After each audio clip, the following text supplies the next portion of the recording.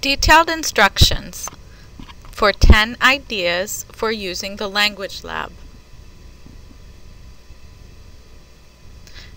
In this video, we will talk about documenting difficulties in the lab, using headphones, sending files and links, collecting files, using the sound recorder, saving files from the sound recorder, using the snipping tool, resizing a picture, using the VDS unit at the front of the classroom, using the Review tab and inserting tables into Microsoft Word, and finally using Paint. All of these support the 10 ideas for using the Language Lab video. If you don't need something, just skip it in this video and watch the part that you need. First, documenting difficulties in the lab. On the bulletin board next to the instructor station, there's a yellow folder. It's labeled Computer Log. Please document any and all issues using the following steps. Write the issue and the date in the logbook. Move the logbook from the bulletin board to under the computer keyboard. I'm in the lab every day, so I will see your comments within 24 hours. Using this system, I'll be able to take care of whatever the issues are and follow up with ITS. Please remember, no issue is too small to document. So any problems with the printer, any headphones that you're using, anything, please document it and move the folder. Okay, several of the ideas in using the Language Lab video talk about using the sound recorder. In the lab, there are two types of headphones. The one on the left, these are up front. These are the ones your students will use. The Sanica ones that are at every station, your students will not use them. Now, the ones that we saw on the left are USB headphones. You will need to plug them in to the USB port at the front of each computer. After you plug them in, they will not work right away. They are just like a USB drive, they need to load. So give it a minute, let them load, then you'll be able to use them and your students will be able to use them. So remember, you'll plug them in, then you'll wait, then finally have your students check the mute and volume control on the headphones themselves. The mute needs to be off. Sending files. In the first weeks of class, create a list of all students' email addresses in a Word document. I recommend creating a group of student email addresses for each class as shown below. It's important that after each student email address, you type a semicolon and a space.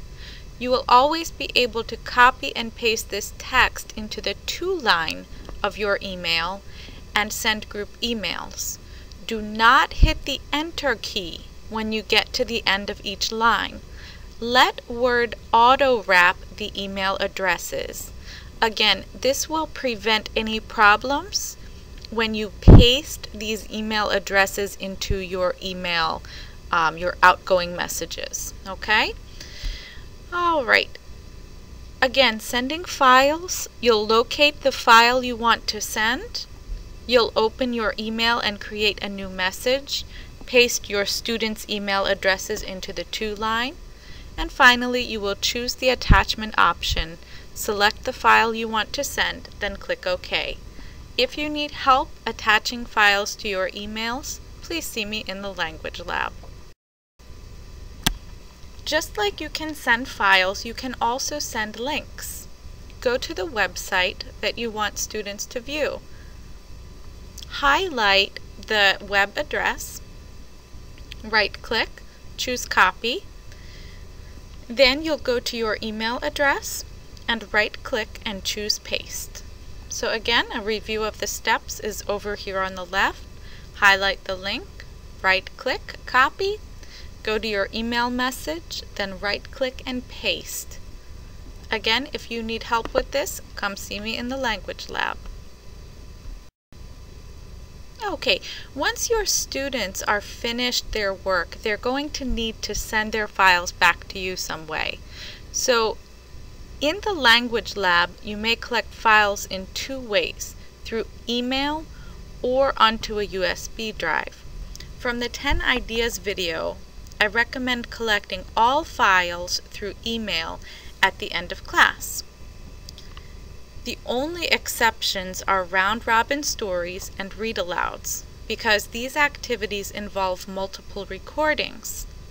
Remember, email has a 10 megabyte limit, so if your student files are over 10 megabytes, you also will need to collect them on the USB drives. They will not go through email. So that's another situation that might come up. As a piece of key advice, I recommend taking time at the beginning of class to slowly go through these steps. First, help your students save their files to a specific place, such as the desktop or their USB drives.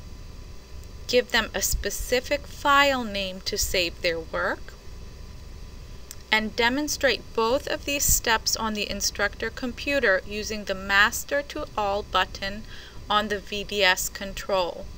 There's a demonstration of this later in this video also, if you need help with that one.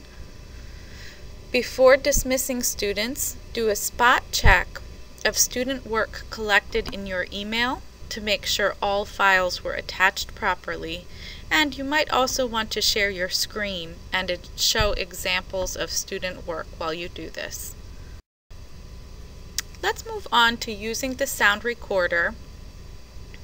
Before you even open the sound recorder program, tell the students to create a folder on their desktop. Tell them what to name the folder. They will save all recordings during your class to that folder. To get started, go to the bottom left and click on the Start menu. Then choose the Accessories folder, and in this Accessories folder, choose the sound recorder.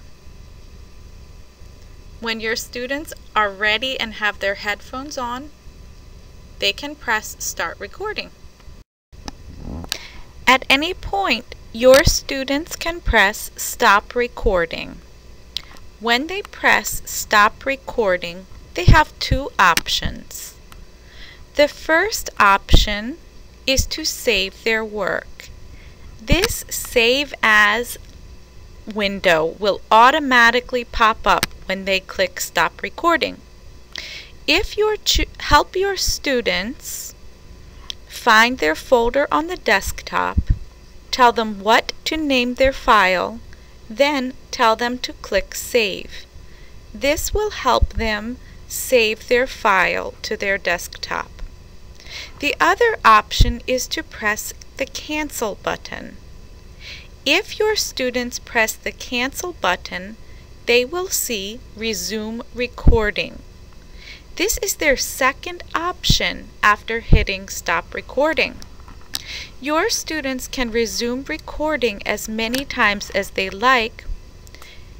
However, when they finish, they must choose the Save As option, or else all of their work will be lost. If at any time your students click on the red X on the Save window, all of their work will be lost and they will not be able to recover it. The sound recorder is very basic and easy to use. That's a great advantage. One of the disadvantages of the sound recorder is that students may not edit their work. So basically, students can stop and start their recording. However, they cannot rewind, listen, and re-record. Anytime they do that, it will need to be a new recording. So if for some reason you need to help your students rewind and re-record, then you will move to Sanico. However, this Sound Recorder is a very good option for very basic sound recordings. Let's move on to number 6, using the snipping tool. Again, you will go to your Start menu in the bottom left part of your screen, choose the Accessories folder, then choose the snipping tool. Its icon looks like this. Have your students do an image search, for example, monkeys. Then they will click and drag their mouse over the image they want to select. After this occurs, a snipped image will appear in a pop-up window. As a tip, while on the Images page, students may press Ctrl+ at the same time to make their images larger, or Ctrl- to make images smaller. Once students have snipped their images, they will use the Copy and Paste function, which was explained earlier in this video. If your students need to resize an image, they can click on one of the handles. They will click and drag the highlighted corners to resize any image. As a tip, while dragging the corners of an image, hold down the Shift key. This will constrain proportions and prevent images that look like this. Using the VDS unit at the instructor station. If you click Master to All, you will be working with demonstrations. Clicking it one time will allow students to see exactly what is on your screen, even where your mouse is pointing. Clicking this button again will allow students to have control of their computers again. The other option is Dark to All, which is good for classroom management. Clicking this button will prevent students from using their computer while you lecture. Their screens will be black. Clicking this again will allow students to have control of their computers again. Only monitors need to be on to use this function. If you come into the language lab and want to get started right away, you can have students turn on their computers and turn on their monitors. While their computers warm up, you can use this function as long as the computer station is up and running. So this is a very easy to use thing in the language lab. Number 9, inserting tables and using the Review tab in Microsoft Word. For some ideas in the video, inserting tabs was mentioned. In order to insert tables, you will go to the Insert tab. Then you will choose the Table option. You might also want to have students review work. To do this, you will go to the Review tab.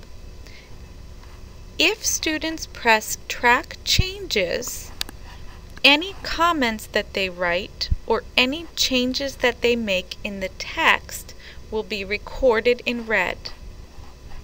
If your students highlight text, then click on New Comment, they can add their own thoughts and ideas to their classmates' work. I strongly recommend using the Review tab to help students edit and review each other's work. Please let me know if you need help teaching this task.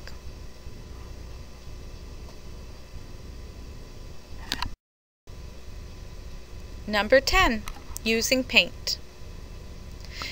For Paint, you will go to the Start menu, go to the Accessories folder, and finally choose the Paint option. In Paint, you can show your students how to draw shapes, add color, use different brush effects, and resize what has been drawn. To use Paint, I recommend that you go into this program and try it out. You will see that it is a very basic program, but you might be able to incorporate it into your class in some creative way. To save Paint files, your students will save them to the desktop and attach them to emails, just like any other file.